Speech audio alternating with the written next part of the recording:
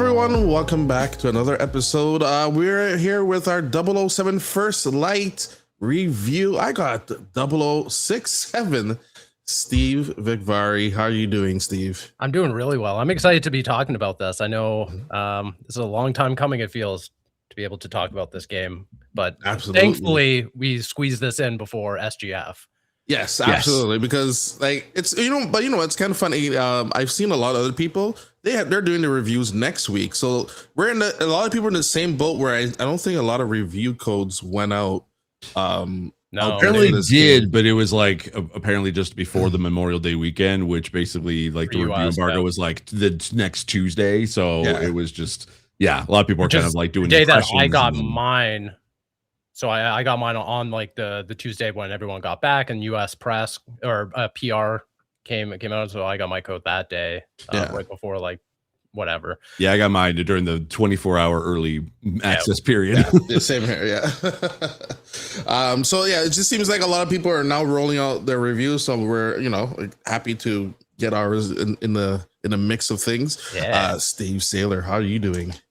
I'm doing good. I'm very excited to be able to talk about 007 First Light, because this is definitely one that I've been wanting to play, because I've been a fan of IOI and the Hitman series, even though accessibility wise I was never really able to play it. I just love the spycraft kind of like espionage, like assassination type gameplay that they are like IOI is best known for, and to be able to see them basically working in the biggest IP of spycraft ever with 007, I was very, very excited to see what they could be able to do with that and integrate their expertise into this genre. And I will say, full disclosure, I am listed in the credits for the game. I did get to consult a little bit on the accessibility of the game, but I will be also honest and fair about the accessibility of the game when we get into it. But just wanted to be able to at least get that out there right away. But I want to hear, Marcel, I want to hear your thoughts first of 007. Like, how many hours did you put in, and what is your kind of quick review? Oh, Steve, normally what we're going to do is we were actually going to do the review of the game. And I was going to start off with 067, Steve. Oh, okay, sorry. It just felt like natural. You're doing you got to wait, I have a nice little teaser here and everything. But before we do that, make sure to hit hit the subscribe button and like button, as well as we got a ton of content coming for all of you nerds out there. We got Mastering the Universe coming out. We already have Backrooms.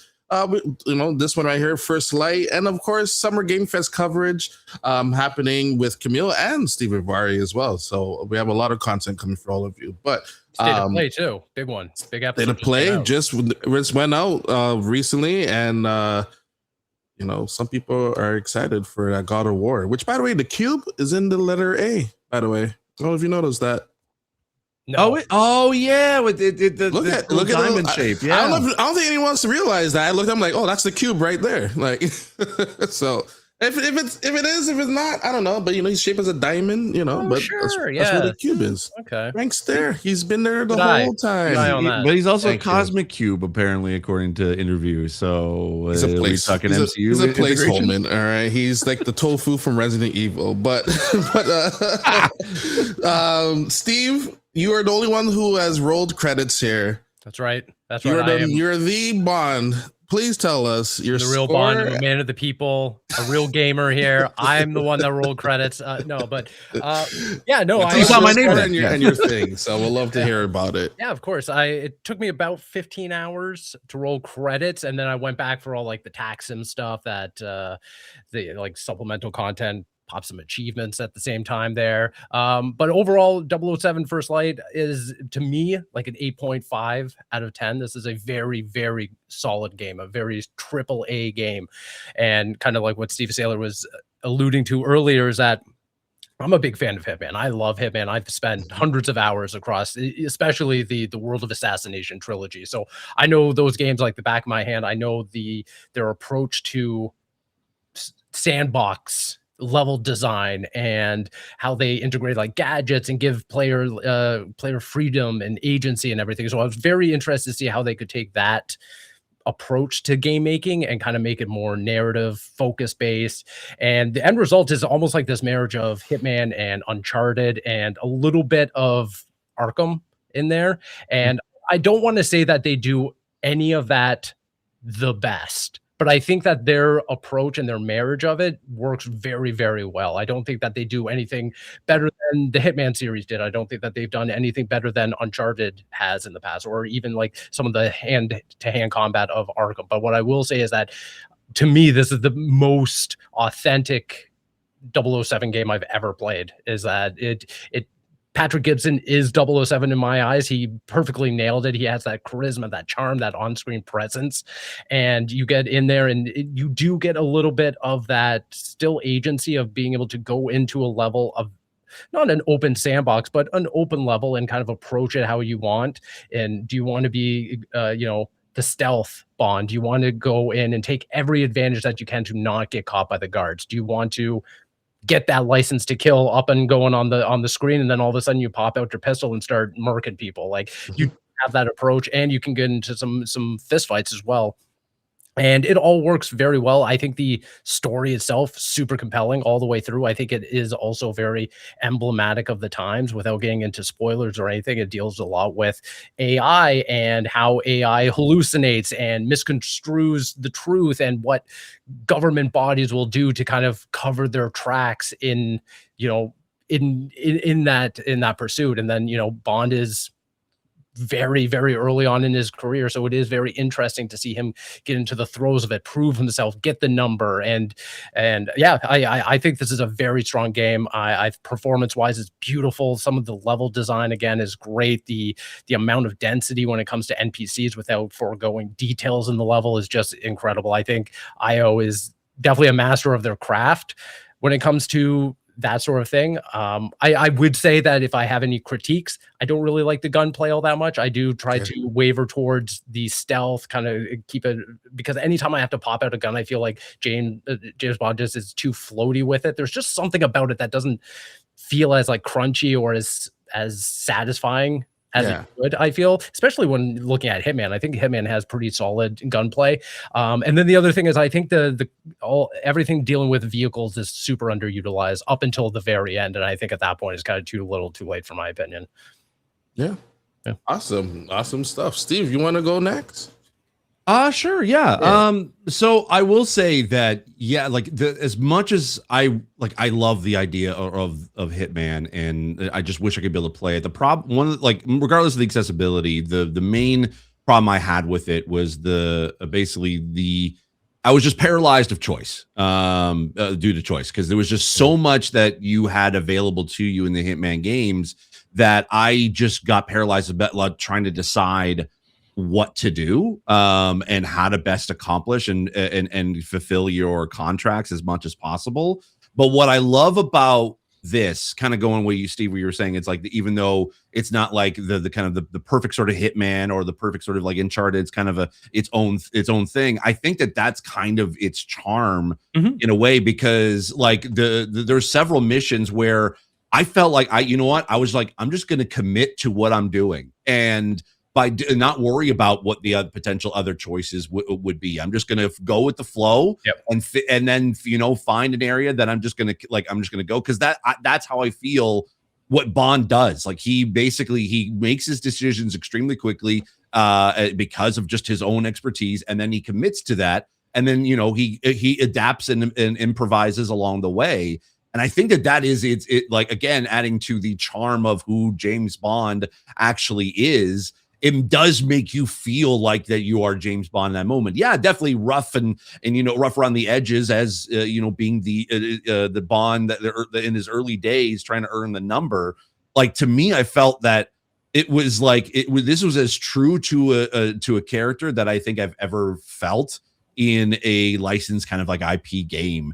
Where I for the first time I felt like that I was James Bond. Like, I'm only a couple hours in. I will say I'm very early days.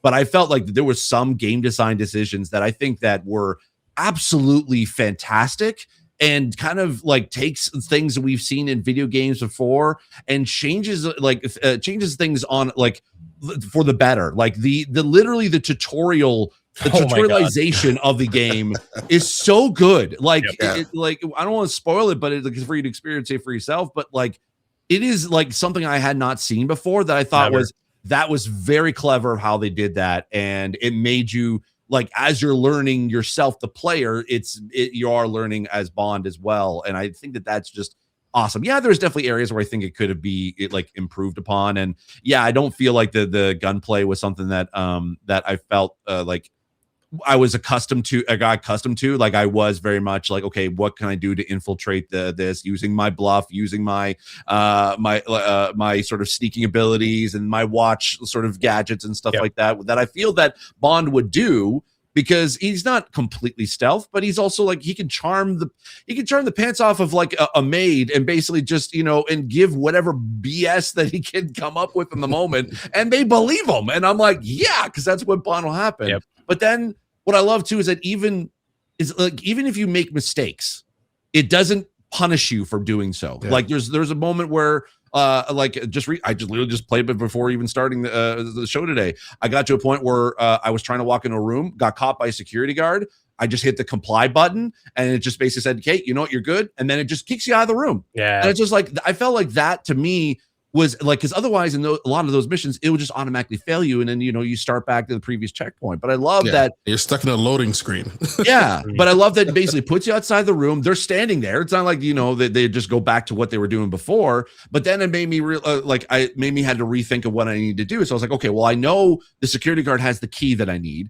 So I'm just gonna let him sort of, once he turns around, I'm gonna shoot him with the, you know, the little tranquilizer dart, and then sneak up behind him, pickpocket his to get the key, walk away, and he's none the wiser. And I was like, that to me, I felt was rewarding the player, even though it felt like that it was a mistake for just walking into that room, which I thought was just really, really good. If I had to score it, I'd give it the same. I'd give it an 8.5 for accessibility. There's, even though like I said, full disclosure, I did work on it. There was definitely areas where I think it could have improved upon.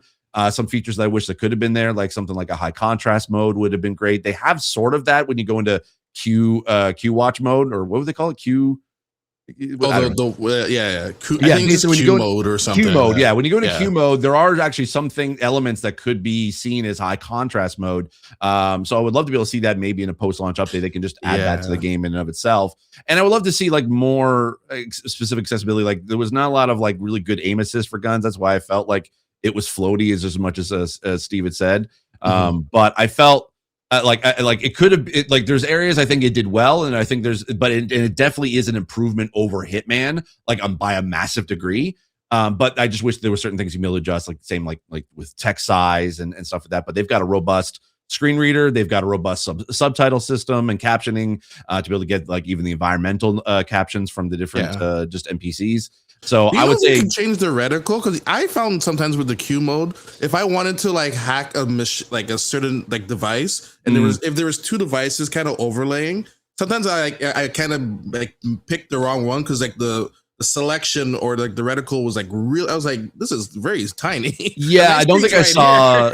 Yeah, I don't think I saw any reticle sort of customization, which would have been great. But yeah, it's like, so that's why I think I give probably the accessibility of the game probably more like a 7. It definitely did quite a bit, and it's an improvement over the Hitman, but not as great as it could have been. I probably would even like maybe lean towards a 6.5. So and you know, that happened. So I hope that there's going to be more future updates to be able to make this game more accessible, because I do feel like that a lot of people deserve to be able with disabilities deserve to be able to have that Bond, live out that Bond fantasy. But absolutely. Yeah, so Marcel, what about you? Oh boy. Well, you know, coming into this, I'm sure like many people probably expected this game to be like maybe, you know, 7.5, you know, just because, you know, track records of, you know, other games, or just how like people are like, oh, you know, this is just gonna be like another you know, Hitman, but just with Bond in it in a way. So, you know, there wasn't as high expectations for this game. But I must tell you, this game is fantastic. It is absolutely amazing. I'm gonna start as of right now. I am a couple hours in as well. It's probably like midway through the game. And And at this current point, I'm actually going to be at a 9 right now because this game is really, really good. I'm going to start off with the two negatives I have. Sometimes enemies, they'll get stuck. I'll have a couple enemies running into a box when he was like, I'm going to get you. Or I'm like, where are you, bro? And he's like running, consistently running. I don't know if it's a PC issue or if you had that into the console side of things. No. But like sometimes enemies just be like, bro, what happened here? Yeah, I even had like sometimes where NPCs, like when I'm having a conversation with someone, literally an NPC is like trying to walk away from you, and it just like keeps going on this loop, and it kind of got stuck until the conversation was over. Had that, so I was like, I've definitely had that as well. PC seems to be a bit finicky. It might be PC side of things, maybe. Yeah. So, but another one I had where it is trying to convince people to get in there. Like you could kind of like bluff your way in. So like I'll just say that the mansion area, there was a certain area where you need to go and get a certain code, and while you're talking to these two people, the two workers, I was able to bluff my way through, but I walked through the room, and then there was no exit out of that room, so I had to walk back through them. And then when I walked back through them, they're like, hey, what are you doing here? I'm like, we just had this conversation. You know why I walked past you.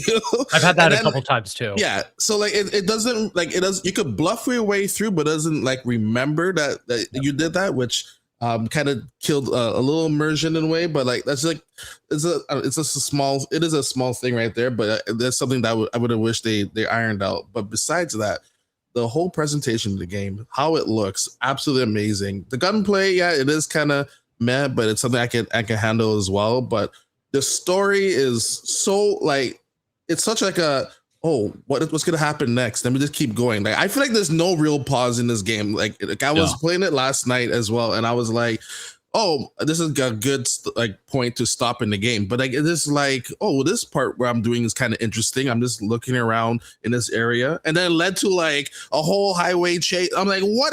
Like what's happening? And it doesn't overstay its welcome. I find even when I overstayed, like when I got to the end and I rolled credits, I was like, this was a perfect amount of time. Like it wasn't like, the story's still going. I'm still doing this. I'm like, it's like, and the thing that I like is how it's all structured. It's very much like you have your checkpoints, your chapters within it, but then you have like almost like episodes where you know, like the font will come up on the screen. It'll be like, 06 Nightfall and everything. And it almost feels like you're going through like an HBO series or something like that, where it's like, you could binge play it all the way through, or you could just take it like chunk by chunk and feel like you're getting like a condensed, episodic story told to you. And I think that's really, really dope.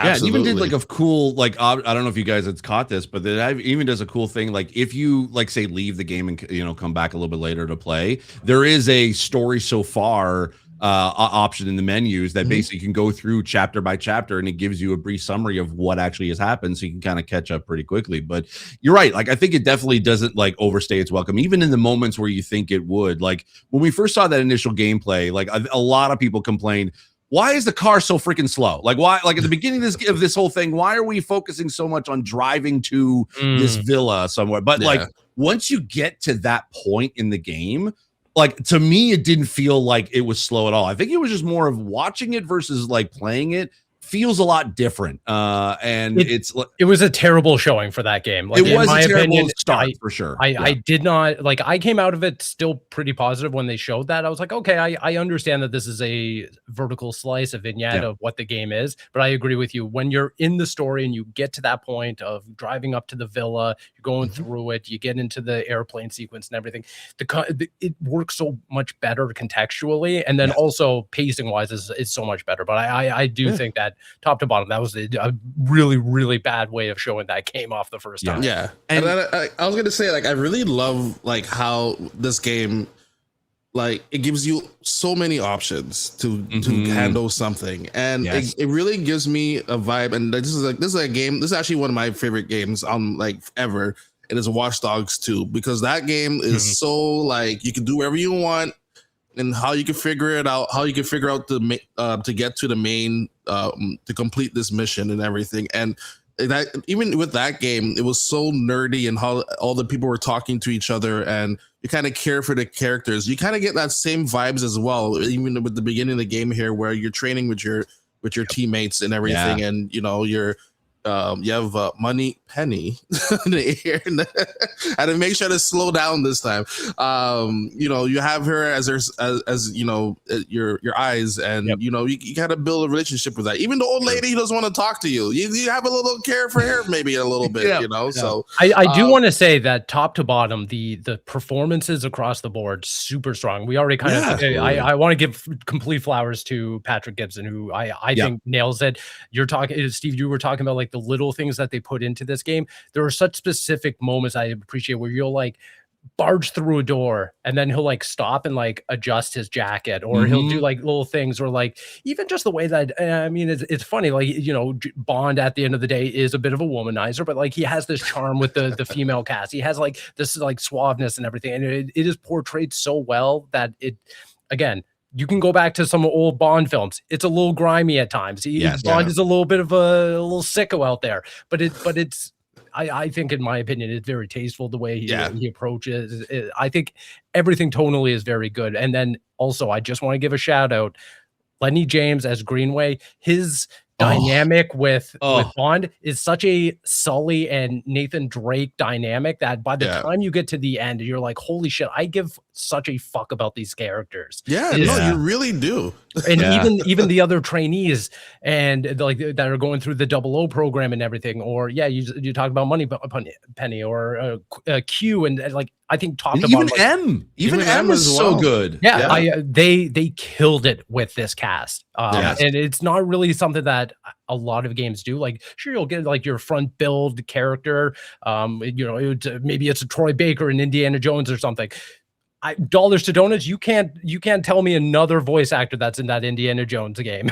You know what I mean? Like, and then, no disrespect to the game or anything, but like, to me, I just feel like they elevated every single character to make you care about them, make them unique, relatable, authentic. Like, I mean, like they put Gemma Chan in there as like almost a toss away role, if we're being completely honest. She's in there a little like Lenny Kravitz for whatever. Lenny Kravitz did a fantastic job. But like, I was pretty surprised. I will say I take back everything I said about like being in there. But like, they just put such like authentic showmanship in terms of like the performances in this game, and I think that a lot of people need to give IO their due for that, because they crafted shout out really good performances. Shout out to the like animation directors, the character animation, the motion performances. Like it just, because like what really like stood out to me is, like you said, like those like tiny little moments where like he like, whether Bond is like adjusting his clothing, or even just like right at the very beginning, like there's the first conversation that Bond has with M when he's meeting M, and there's like one point where she's being a little sarcastic, and the way that that scene is shot with the sun shining through the windows and it just catching the side of her face, like you can see the glint in her eye when she kind of does a bit of a tiny bit of an eye roll. Like in other games, it would kind of like not necessarily ignore, but just wouldn't be as like distinctive or like noticeable as like how subtle it is. But just in that, like capturing that performance from the actor to keeping that in the animation and just how everything was lit. Like I was so very impressed about like just like some of the subtle differences and the subtle like acting choices that each of these characters made. Like it really did feel like they were encompassing those characters. And you're right, like Patrick Gibson is Bond to me. Like I would say if they cast him as the next Bond in the film franchise, I'd be like, I 100% would be okay with that. I would like that. Like he deserves to be that Bond in that franchise, because I want more of this, to be honest. I would love more. Yes, I want a sequel like tomorrow, because I feel like that they kind of nailed the vibe of this, and it just like and also with a nod to, if you're a Bond fan, like there are so many like little tiny Easter eggs that you find there, and just but also how it modernizes the franchise to a certain degree too. Like there's like what the like, you know, the 00 program and what the MI6 kind of like, and then as you said with the AI aspect, like I'm only a few hours in, so I don't know how well it kind of like certain those decisions pay off, but like I'm already in like thrall with the story and just like wandering around Q Lab. There's so many like little mini stories that are in there of just of all the lab technicians like focusing on trying to make all these different kind of gadgets and stuff. I got a question to ask you guys. Did you spill the oil? I did. Yes, Yeah. I did. And did you see what happened after that? I didn't. Yeah. I missed it because I like heard it fall, and then I turned around and I could see her like And then see her laying on her casually butt. walk and it's her, huh? And I watch her. I'm like, oh my god. So I want to go back to something that Steve was saying is that like going through like QLab and there's all these like little touches and everything. And one thing I was like really surprised by, and no spoilers or anything, but at a certain point in the early story, you come across like a lab tech. And he just kind of like bumps into you. It's this little nerdy guy with glasses and everything. Yep. And I was like, oh, okay, whatever. 3 hours later go by, you return to Q Lab, see him again. I was like, okay. And I was like, sure, whatever. By the end of this game, I was like, oh, I care about this person. And I'm not going to say why, but I was like, oh shit. Like they again, go back to like strong performances, strong writing and everything. It's like, they make even the most like background character that just seemingly he has a name. I don't even remember the name. I can't recall. I can't remember his name either, but I know exactly. By the end of that game, I was like, "Oh shit!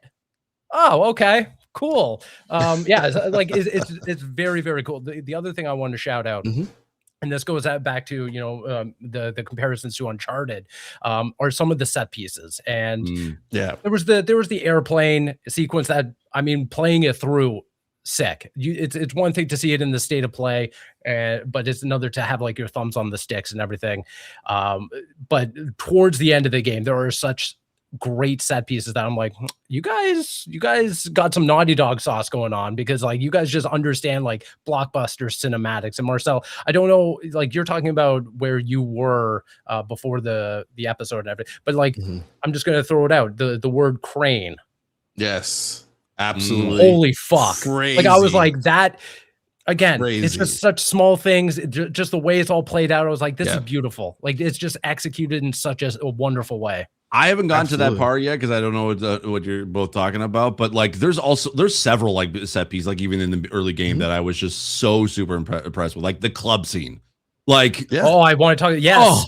Oh my god, that I was crazy. I was so into it that I was just like, again, that's when I realized like how much like I am not like I just the parallelization of choice. I don't even know if that's the proper word, but just like they give you a little bit of choice like of what to do or of how to go at the beginning, but then they introduce like in the settings you can be able to hit the settings button and it will give you sort of like a few sort of objectives you can try to do, and it even gives you a few hints of as far as like what you could do next. But then it's like, then it leaves it up to you to decide on what to do. But just the way it's like, it's paced out. And like when you're moving through, like once you make a decision, you're just making one other decision after another that you just go with the flow.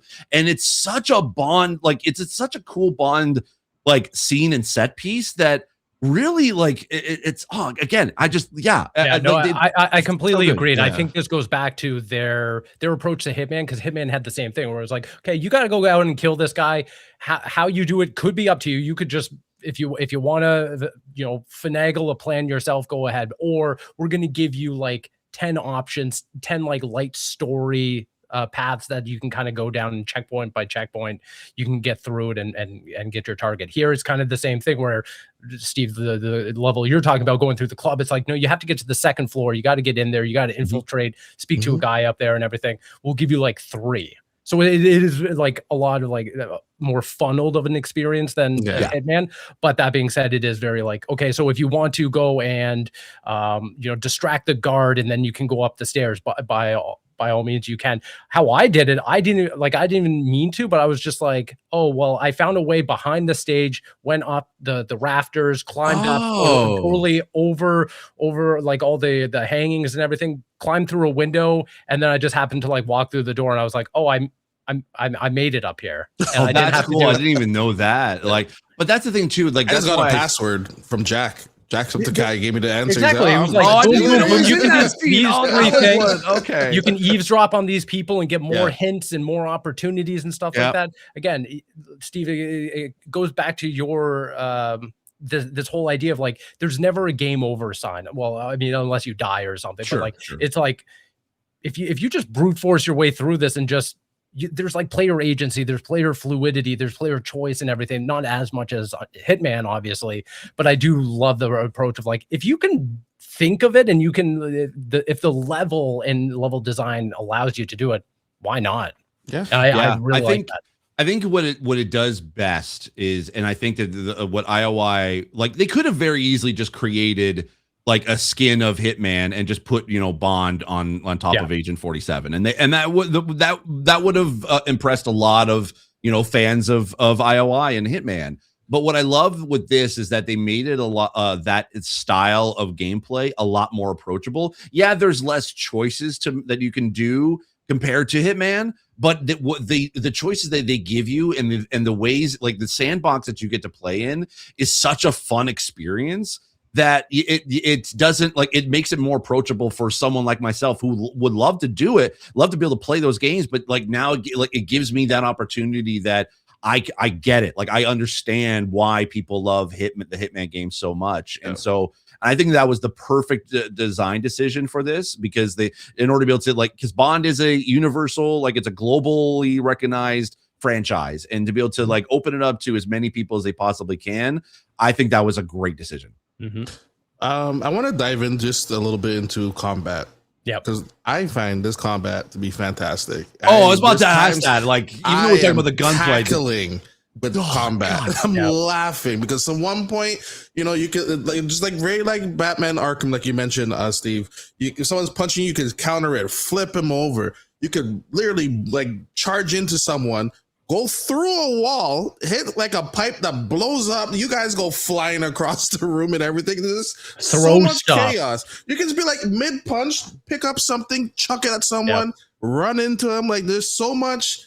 There's so many options. There's so many options. It's a bar brawl, the video game. Yeah. Like, it is like literally like grab a beer bottle, smash it on the guy's head, hit him into the bar, like use your watch to drop a crane on him, or something, like drop some skids on him or something like that. It was crazy. It was so much fun to basically like to kind of like walk down a hallway and like I could take it stealth and I could, take out people out one by one. But once you kind of get into the throes of combat, it's like, okay, all right, I'm starting this off. I'm throwing an iron, and hitting them in the face. Then I do a charge attack to basically kind of like just throw them outside the window. And then I'm using a block move to block the one attack, and then grabbing them and then throwing them into the wall, or grabbing someone else and then like knocking them into the counter of a bar. Like, it gives you that feeling of that Arkham feeling of like, okay, you're ultimately Batman at this point. And it feels very visceral, which I like compared to the gunplay, which I know we both didn't like. I was wondering if we we're going to talk about this, because the melee combat, chef's kiss, amazing, so especially when you get more gadgets with the watch. At one point, like, you gotta, obviously make people sick if you want to, or you'd be like, here's a laser, zap, I blind you, and just like chuck them out the place, like chuck them off the building.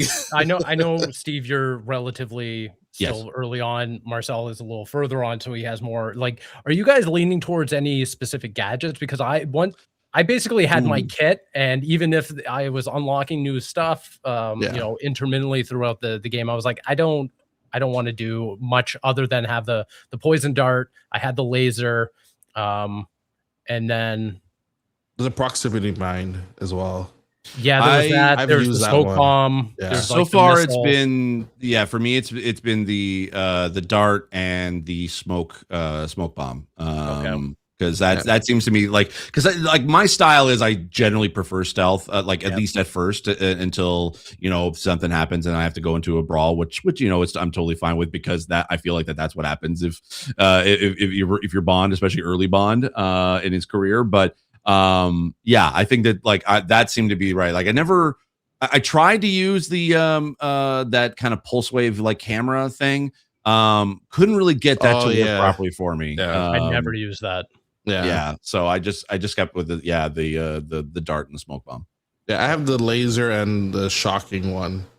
I was a little, and I'm trying to figure out like how they would have even gone around this or anything. I was a little annoyed that the laser in particular doesn't just affect like how you're able to get your way through like guards and everything. It's not like purely an It offensive does. thing. No, but what Oh, I'm saying okay. is that there's more to it. Like you can Yeah. you can cut like rope or Yeah. a lock on something and get like through a vent and everything. I was like, that's an Yeah. odd one because no other gadget affects the level design other than this Yeah. one. So it almost felt like you had to always have the laser. The with you. laser, yeah, Mhm. yeah. And I you're always definitely did right because about like that, yeah. because I never wanted to be out an opportunity, especially when doing collectibles. There were specific collectibles that was like, well, you have to go through this way that requires the laser. I was like, okay, I'm fine with it, but at the same time, why don't you require? Why aren't there more things? Yeah. I guess like why doesn't the missile that you get late in the game blow up a wall that you can then do X, Y, and Z with? It's just very strange to me. Yeah. Man, I just honestly this I just like this game so much. Hey, I'm having a don't blast. I don't know if I'm more like surprised of how much fun it is, or just like this game. I don't know, because I wasn't expecting much when it was. I was like, oh, okay, I'll try it out. I'm sure it'll be a fun ride. But I'm Yep. like, this is the best ride of my life. I'm having the time of my life right now. I think that's like a testament, because I've heard this being compared to like kind of the old school like PS2 like era, or like Sure. like older school Yeah. kind of era, like narrative games, and it's like it's sort of a different thing we're going back to, because everyone wants like all the ultimate choice, the ultimate open world, and the ultimate immersive experience. But sometimes we just want like a fun action adventure, which I feel like we've been kind of like, honestly, have been kind of missing in the gaming space for the past couple of years, at least since the pandemic. To me, I feel like that yes, there are fun, like I think there's some good action adventure games like Ghost of Tsushima or Yote, but I kind of equate those to, it's an open world, but if you're not a fan of an open world, then that action adventure is kind of lost on you. But that narrative like action adventure that we've seen, like Uncharted is a good comparison. Like I've been kind of missing those, and it gives you a little bit of player agency and some choice, which I think is awesome. Do I think it's going to have an effect later on in the game? I have no idea. I assume probably not, but like it does still feel like that the choices that you're making do matter. And I think it takes you on that ultimate cinematic experience. And I would say 100% best Bond game ever. I'm saying that with the caveat. I know that GoldenEye is considered the best Bond game ever. Not anymore. I think this. Not I think anymore. this This beats one it. takes This outta here. 100% beats it. Get outta here. If Maybe they for included a multiplayer, GoldenEye good version Bond, of but- of multiplayer into this, I would be like, then it's like there's absolutely no question about it. But still, it's an amazing game. Well, I guess that is something I can kind of bring to the table. Is the tax sim stuff that you unlock after you roll credits? Is that this entire secondary mode to the game? It's kind of like your challenge mode, if you will, and essentially, Moneypenny sets up this whole thing where it's like, okay, step into this VR simulation. You can unlock different gadgets to have like in your arsenal that you bring in with it for every attack mission and everything. And it can be as easy as like, it's basically taking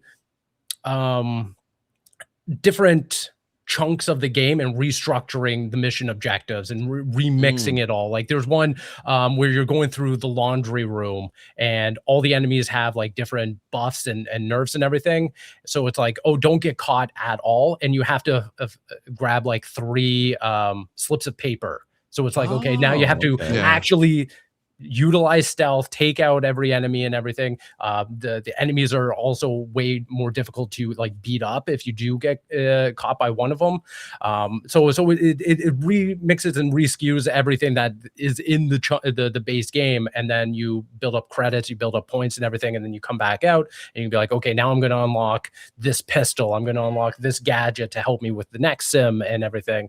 I think it's cool. I think people who love that aspect of Hitman, where it is, hey, you're done the core story, now here's all the freeform sandbox challenge stuff. I think you get a little bit here. It's not 1-to-1. I don't think it's as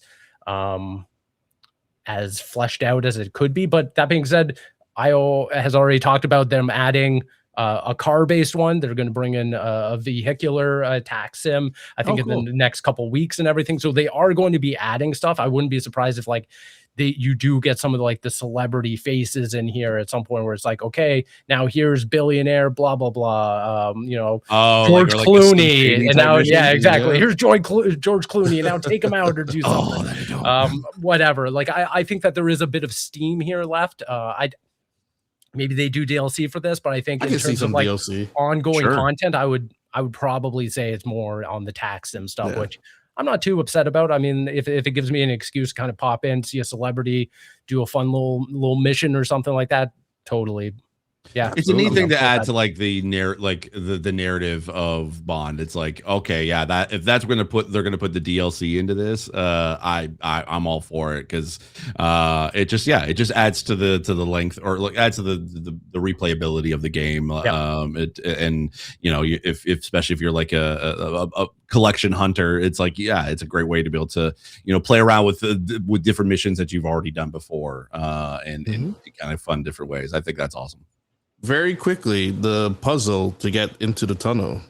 Did you have to find the clues, or you just? Oh, I did it randomly. Yep, same here. So I don't I was actually like, I got it first try somehow. I was like, do you just have to press the buttons? Like, what was yours? Mine was like snake, lion, and then something else. I can't remember. But something like that. I don't know, but I just press it randomly. I'm like, oh.